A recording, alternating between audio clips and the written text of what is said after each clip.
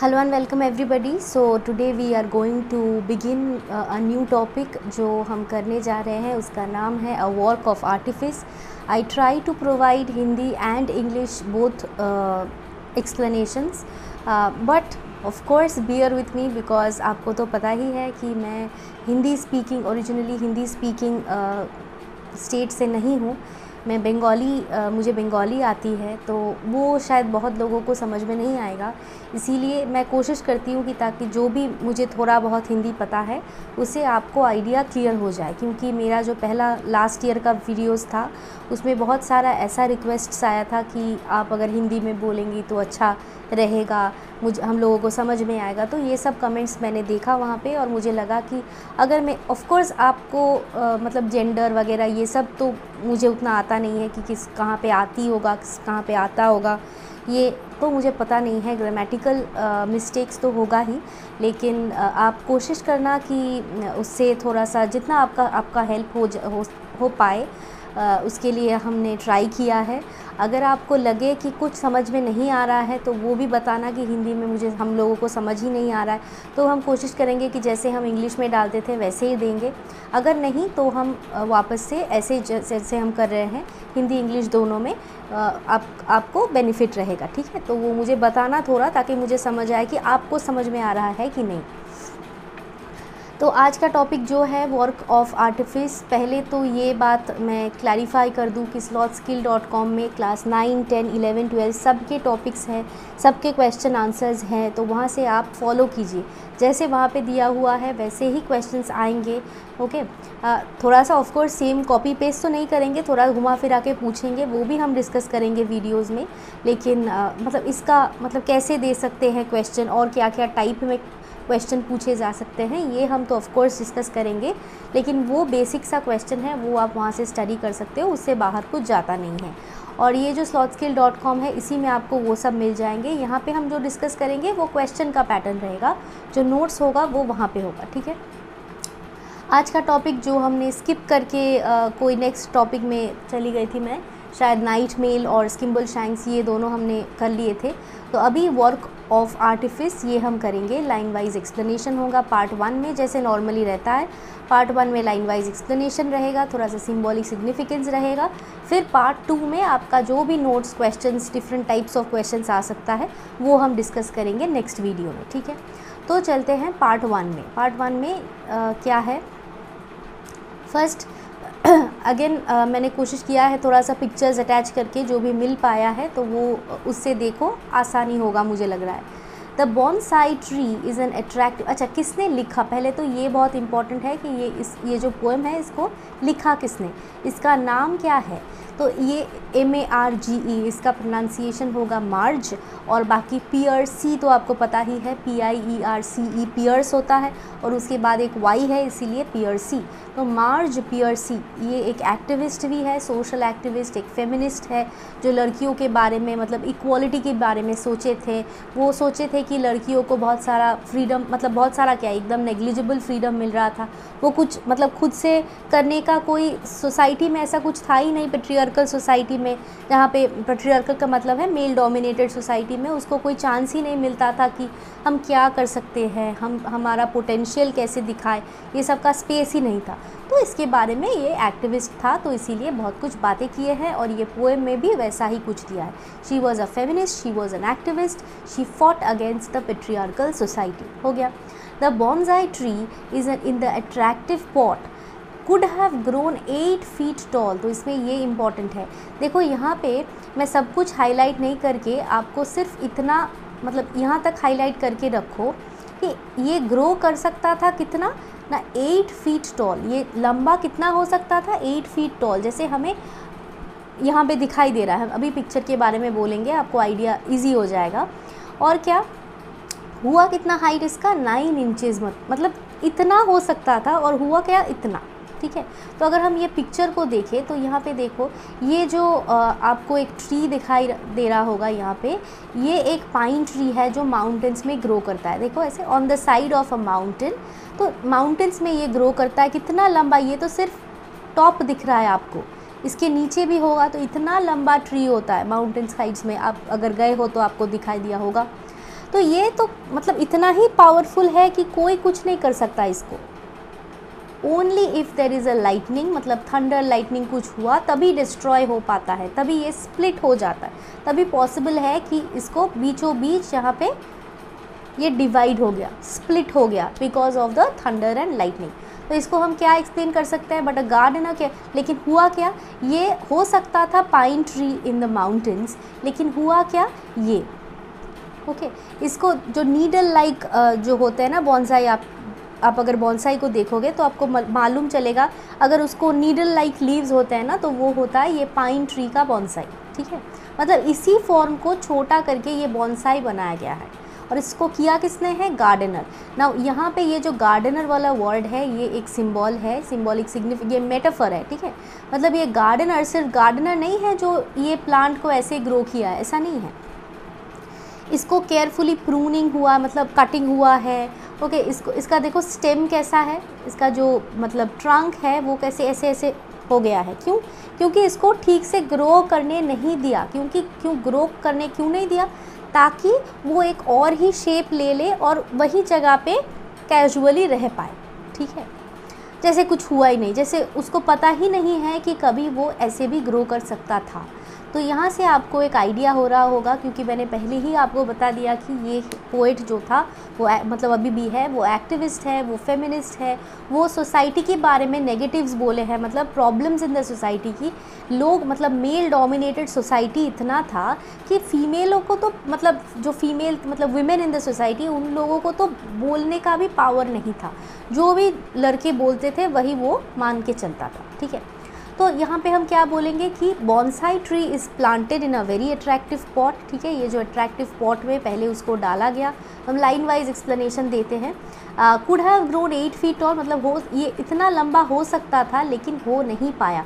It could have grown 8 feet tall but it cannot. तो यहाँ पे बॉन्साई ये एक जापानीज़ वर्ड है जिसका मतलब है कि प्लांट जो एक कंटेनर में ग्रो करता है। ये जापानीज़ टेक्निक है, ये जो बॉन्साई का पहला टेक्निक स्टार्ट हुआ वो जापानीज़ ने पहले स्टार्ट किया था।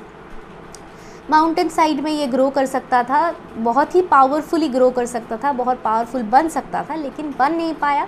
क्योंकि गार्डनर ने इसको केयरफुली प्रून किया है। मतलब the growth of the plant was stunted because it was deliberately trim okay और cut by the in a very tricky way by the gardener. तो यहाँ पे सिम्बॉलिकली हम बोल सकते हैं कि इसका ग्रोथ को शॉर्टन किया गया, इसका कैपेबिलिटी को शॉर्टन किया गया, वेरी ट्रिकी वे में, मत बहुत चालाकी से ये किया गया ताकि वो ग्रो कर नहीं पाए जितना पॉसिबल था उसके लिए ग्रो करना। तो ये हम वुमेन के बारे में बोल सकते हैं कि एक लड़की कि मतलब कुछ भी, मतलब she can even go to the moon, but she is not allowed to do that and that has started. वो स्टार्ट कब करना है वो भी बोलेंगे कुछ लाइन बाद में, कि बहुत ही ट्रिकी वे में इसको कंट्रोल किया गया है, ठीक है। मतलब अभी ऐसा सिचुएशन आ गया है कि वो ग्रो कर ही नहीं पाएगा, जैसे ये बॉन्साई ट्री के बारे में हम बोल रहे हैं। मुझे लग रहा है कि आसान लग रहा होगा आपको poem,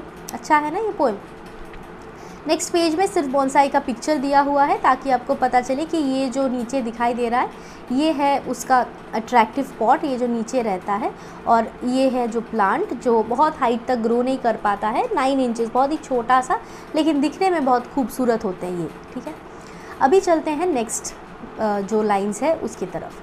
Every day as he whittles back the branches, the gardener croons, "It is your nature to be small and cozy." यहाँ पे हाईलाइट कौन से वर्ड्स करेंगे, यहाँ पे करेंगे small and cosy, domestic and weak. तो जब ये विटल का मतलब क्या है, इसको थोड़ा सा लिख लेना। विटल का मतलब है कि इरोड करना, कि वियर आउट कर देना, मतलब ईजिली हम बोल सकते हैं ट्रिम करते हैं।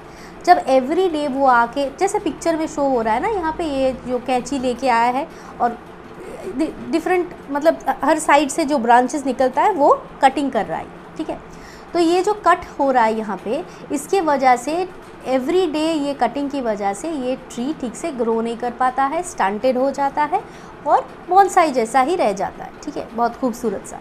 तो गार्डनर जब ये काम कर रहा है, प्रूनिंग कर रहा है, तब क्रून्स का मतलब है कि सॉफ्टली इन अ लो वॉइस, कुछ मतलब जैसे गाना गाते गाते काम करते हैं ना, वैसे इन अ वेरी सॉफ्ट वॉइस वो कुछ बोल रहा है, प्लांट को। क्या बोल रहे हैं, आप तो सिर्फ बहुत ही स्मॉल हो, आपका तो नेचर ही है कि आप कंफर्टेबल होना चाहते हो कहीं पे भी, डोमेस्टिक हो, आपको बाहर नहीं जाना चाहिए, आपको हमारे खुद का गार्डन में ऐसे खूबसूरत बन के रह जाना चाहिए, और बहुत ही वीक हो, आप सर्वाइव नहीं कर पाओगे बाहर, हमको प्रोटेक्ट करना पड़ता है आपको, नहीं तो आप तो मर जाओगे आपको अगर बाहर छोड़ दिया तो। ठीक है, तो इससे आपको ये आइडिया होगा कि यहाँ पे बोला क्या जा रहा है कि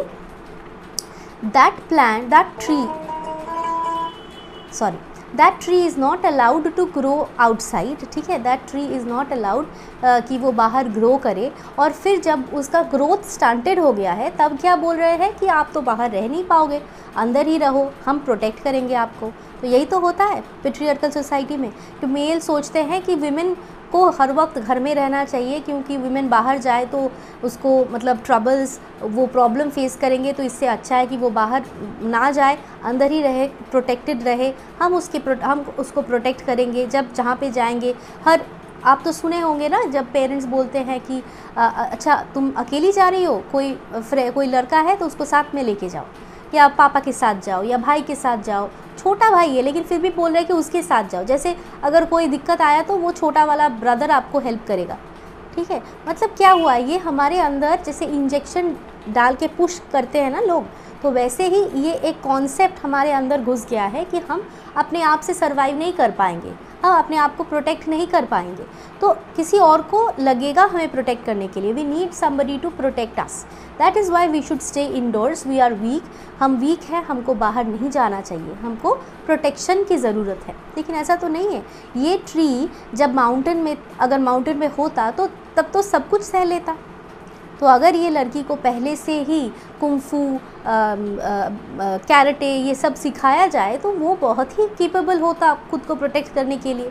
लेकिन देखो घर में रहते रहते ये तो कुछ सीखा ही नहीं, अभी बोलते हैं कि ये खुद को प्रोटेक्ट नहीं कर पाएगी। ठीक है, तो to have a pot to grow in, तो अभी बोल रहे हैं तुम तो लकी हो कि तुमको मैं प्रोटेक्ट करने के लिए हूँ, I am there to protect you. ठीक है ना, तो कोई डर नहीं, मैं आपको प्रोटेक्ट करूँगी, ऐसे करके बोलते रहते हैं। लेकिन हमें तो प्रोटेक्शन चाहिए नहीं है ना, हमें तो फ्रीडम चाहिए है। लेकिन अभी ये आइडिया क्लियर हो गया आपको, चलते हैं नेक्स्ट लाइन में।